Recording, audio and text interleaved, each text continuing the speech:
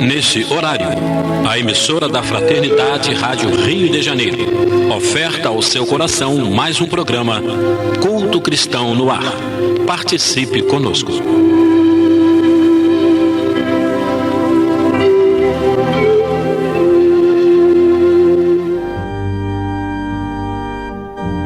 Prezados ouvintes, boa noite.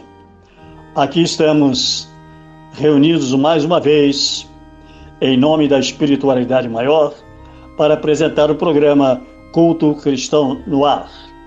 Hoje estamos aqui Lidiane de Menezes, Eni Lima de Menezes, João e este que vos fala, Ayrton Dias. Vamos então à leitura de nossa página inicial.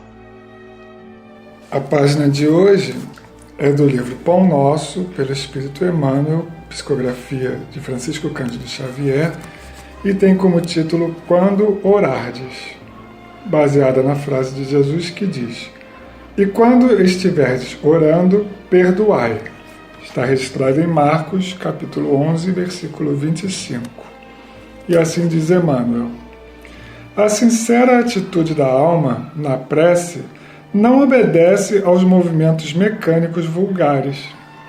Nas operações da luta comum, a criatura atende invariavelmente aos automatismos da experiência material, que se modifica de maneira imperceptível nos círculos do tempo. Todavia, quando se volta a alma aos santuários divinos do plano superior, através da oração, põe-se a consciência em contato com o sentido eterno e criador da vida infinita. Examine cada aprendiz as sensações que experimenta, em se colocando na posição de rogativa ao alto, compreendendo que se lhe faz indispensável a manutenção da paz interna perante as criaturas e quadros circunstanciais do caminho. A mente que ora permanece em movimentação na esfera invisível. As inteligências encarnadas, ainda mesmo quando não se conheçam entre si, na pauta das convenções materiais, comunicam-se através dos tênues fios do desejo manifestado na oração. Em tais instantes, que devemos consagrar exclusivamente à zona mais alta de nossa individualidade, expedimos mensagens, apelos, intenções, projetos e ansiedades que procuram objetivo adequado. É digno de lástima todo aquele que se utiliza da oportunidade para dilatar a corrente do mal, consciente ou inconscientemente. É por este motivo que Jesus, compreendendo a carência de homens e mulheres isentos de culpa, lançou este expressivo programa de amor a benefício de cada discípulo do Evangelho. Abre aspas. E quando estiverdes orando, perdoai. Fecha aspas. Mestre Jesus, companheiro de todas as horas, aqui estamos, Senhor, em nome da espiritualidade maior e em nome de Deus, para apresentarmos o programa Culto Cristão no Ar, através da emissora da Fraternidade Rádio Rio de Janeiro. Que a espiritualidade amiga esteja presente em nossa reunião. Graças a Deus. Então nós vamos iniciar o estudo do Evangelho segundo o Espiritismo, que é a parte mais importante do nosso programa, e estamos estudando o capítulo 12, que tem como título Amai os vossos inimigos, e o item 5, que tem como subtítulo Os inimigos desencarnados. Então nos diz assim Allan Kardec. Essa parte foi comentada por Allan Kardec. Depois é que vem a parte final, que são os espíritos através de mensagem. Então diz assim o codificador: Ainda outros motivos tem o espírita para ser indulgente com os seus inimigos, que é o estudo do capítulo. Sabe ele, primeiramente, que a maldade não é um estado permanente dos homens, que ela decorre de uma imperfeição temporária e que, assim como a criança se corrige dos seus defeitos, o homem mau reconhecerá um dia os seus erros e se tornará bom.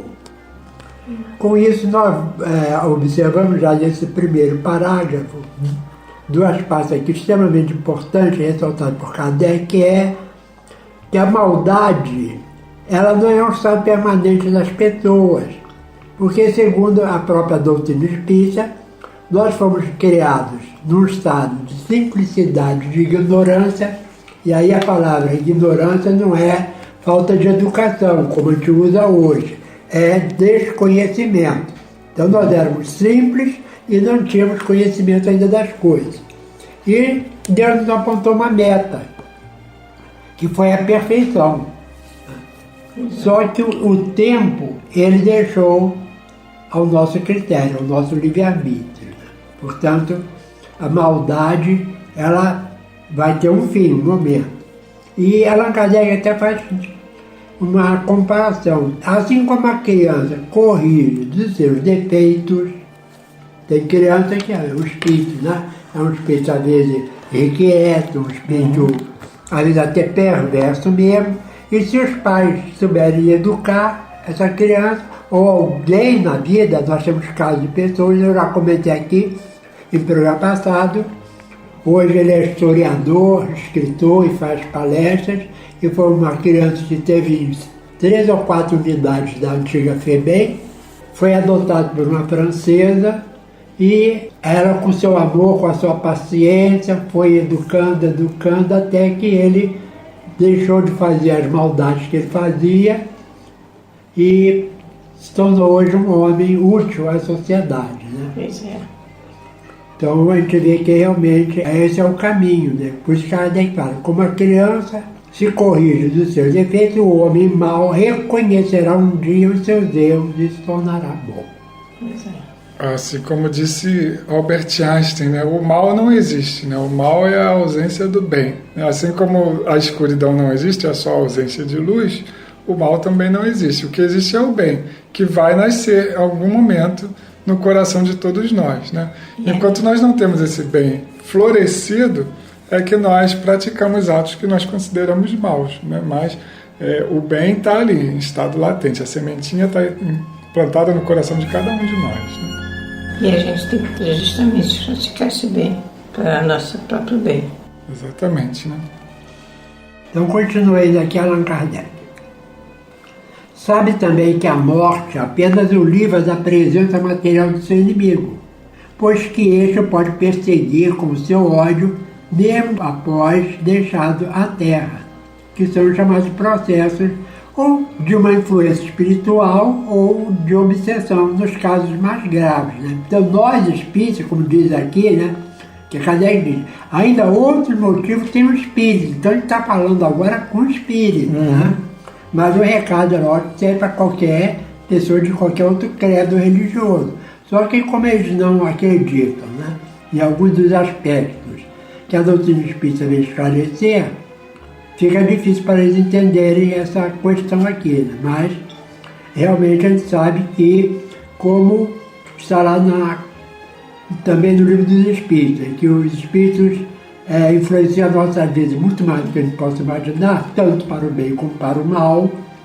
Portanto, se a gente não consegue reconciliar com o adversário enquanto está a caminho, como Jesus recomendou, nós podemos ter problemas de perseguição após a morte da pessoa que se sentiu ultrajada, né? E isso pode nos dar problemas sérios.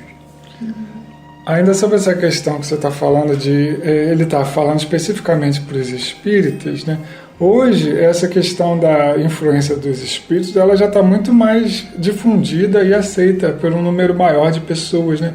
Porque nós já vimos filmes com essa temática, nós já vimos novelas, né, com essa temática, inclusive baseada em romances espíritas, em que havia a presença de um ser desencarnado que desencarnou como adversário de alguém aqui encarnado e que continuou ali na sua nova fase, a fase de espírito desencarnado, influenciando aquelas pessoas, né? Então, assim, hoje em dia já está muito mais comum as pessoas entenderem esse fenômeno que a gente chama de obsessão, que é a influência de um desencarnado sobre um encarnado. Existe a obsessão ao contrário também, né? Nós aqui, encarnados, podemos obsidiar, ou seja, influenciar negativamente alguém que está lá do outro lado desencarnado. Mas o mais comum é de lá para cá. Então, continua ainda o texto aqui do Evangelho segundo o Espiritismo. Cabe ao Espiritismo demonstrar, por meio da experiência da lei que rege as relações entre o mundo visível e o mundo invisível, que a expressão extinguir o ódio com sangue é radicalmente falsa. Que a verdade é que o sangue alimenta o ódio, mesmo no além-tudo. Cabia-lhe, portanto, apresentar uma razão de ser positiva e uma utilidade prática ao perdão. É o preceito do Cristo: amai os vossos inimigos. Muito bacana esse pedaço, né? Porque não adianta, realmente não faz sentido a gente querer combater o ódio com vingança, com sangue, né? Porque o sentimento de ódio continua. Inclusive naquele que pratica, que se sente vingado, entre aspas, né? Ele continua nutrindo aquele sentimento de ódio, ele não vai tratar o outro como amigo simplesmente porque conseguiu a sua vingança. Ele vai continuar tendo raiva daquela pessoa, isso vai fazer mal para ele e vai fazer mal para o outro também que desencarnou. É interessante que atualmente são poucos os países que cada vez, né, alguns países vão tomando a decisão de acabar com a pena de morte, né? Uhum.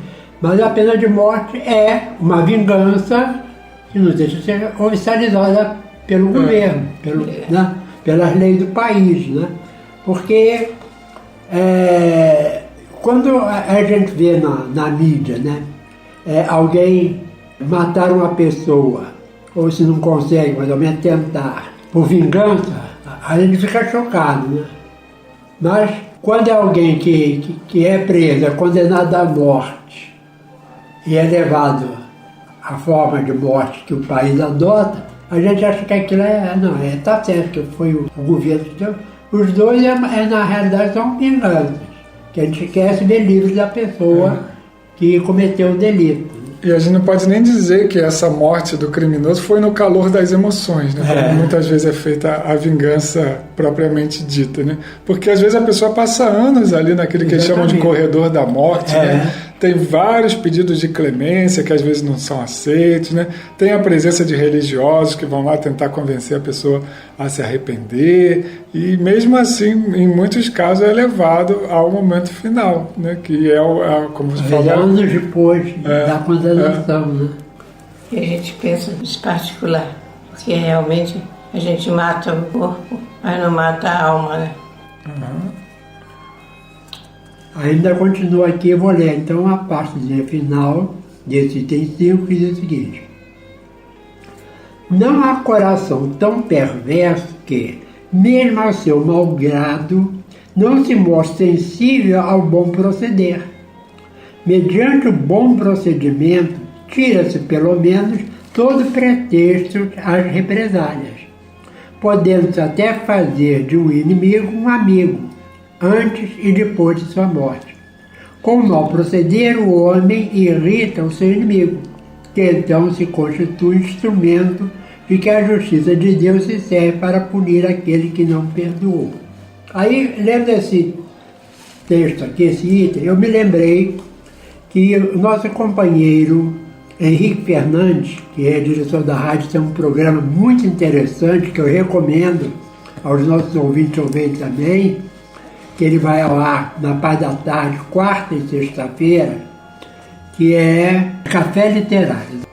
E ele, no último programa dele, semana passada, ele fez um comentário de um soldado francês, quando a França invadiu o Vietnã, foi destacado um grupo de soldados franceses para ir a um templo budista, né? Porque, segundo as informações, eles estariam acolhendo guerrilheiros. E esse que contou a história, ele deveria estar chefiando o grupo, né? Diz que eles chegaram mais ou menos no templo, eram 6 horas, né? Um pouquinho mais de 6 horas, e estava um silêncio profundo. Não escutar barulho nenhum. Então eles acharam até que alguém falou que viram os soldados ali, eles fugiram, alguma coisa. Só que eles foram, né, entrando pelo templo, e quando chegaram numa sala, viram uns 60 monges de joelhos no chão orando. E os soldados chegaram, né? Os soldados não chegam em silêncio também na ponta de pé, né? E diz que o silêncio continuou. Aí eles esperaram terminar e explicaram depois para o chefe do grupo, daquele mosteiro, né? Por que eles estavam ali, né? E os dois começaram a conversar, porque o soldado ficou assim, extremamente pasmo, né? Com o silêncio, porque eles Não se abalaram, né? não se abalaram em nada, né? Aí eles foram convidados a permanecer lá, fizeram uma refeição, visitaram as outras dependências, não acharam guerrilheiro nenhum e foram embora, né? Mas esse rapaz, esse soldado, ele prometeu continuar mantendo contato com esse monge, né? Uhum. E mesmo quando ele voltou para a França, ele continuou a escrever, foi para o Vietnã, fez um estágio lá no mosteiro, né? E se tornou budista também, né? É o poder do exemplo, né? Exatamente, é o poder do exemplo. Que, né? Se ele chegasse lá e fosse recebido com gritaria, coisa, né? Talvez alguém tivesse... Talvez não tivesse nem sobrado um monge para contar a história. Exato, né? Mas como eles eram pessoas extremamente educadas nesse sentido, né? Uhum. A história é muito interessante. O bom proceder contagia. Então, praticamente, esse mês nós estamos utilizando o livro Maria Dolores, que é o título do livro, Psicografia de Franciscano Xavier, em que tem o poema dessa poetisa, agora no mundo espiritual. E ela tem aqui uma poesia muito bonita, como todas delas são, né? Carta do Perdão. Então diz assim Maria Dolores: alma boa, onde estiveres, tranquiliza quem te escuta, seja na dor ou na luta, da prova que envolva alguém. Construindo entendimento, eis que a vida te deseja, a palavra benfazeja, na garantia do bem. Recorda, às vezes, o incêndio, que se amplia, cresce e arrasa, é uma faísca de casa mantida em desatenção. Vemos também grandes males surgindo de bagatela, que a sombra desenovela num pingo de irritação. Fita os céus, de estrela a estrela, o universo brilha e avança com garbo de segurança que não se sabe explicar. É Deus que nos lembra a vida, desde o páramo supremos, o dever que todos temos de servir e edificar. Onde estiveres, atende ao nosso claro programa. Desculpa, trabalha e ama, em qualquer selo a transpor. Onde a discórdia apareça, aí é que Deus te eleva, por luz que dissipa a treva, na bênção do eterno amor. E assim, Jesus, aqui estamos encerrando o nosso programa, pedindo a Deus que nos abençoe, que nos fortaleça, que nos dê ânimo para a continuidade da nossa caminhada.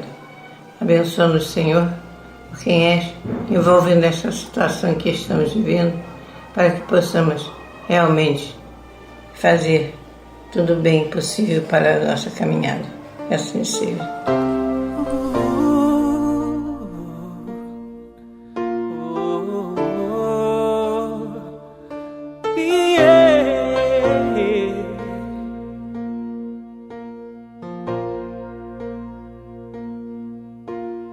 seja como uma raiz firme, um ideal, siga o seu destino,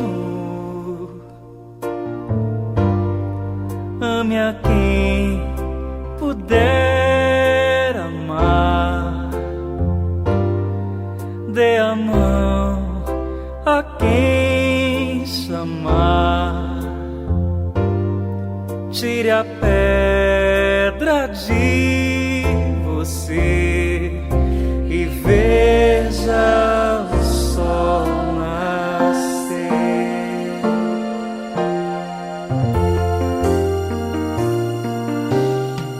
Pare, faça uma canção, abra o coração que ele ajudará. Veja como é linda a flor, sinta o cheiro do amor, seja irmão do seu irmão, Cristo é o nosso pão. Ser fundo ao mais fundo, ser o desejo do mais débil ser, ter a paz que finge ter, o mais puro e inocente ser, ter alguém que pinte o sol, que acorde as manhãs, ver o artista que criou e amar como ele amou. Oh.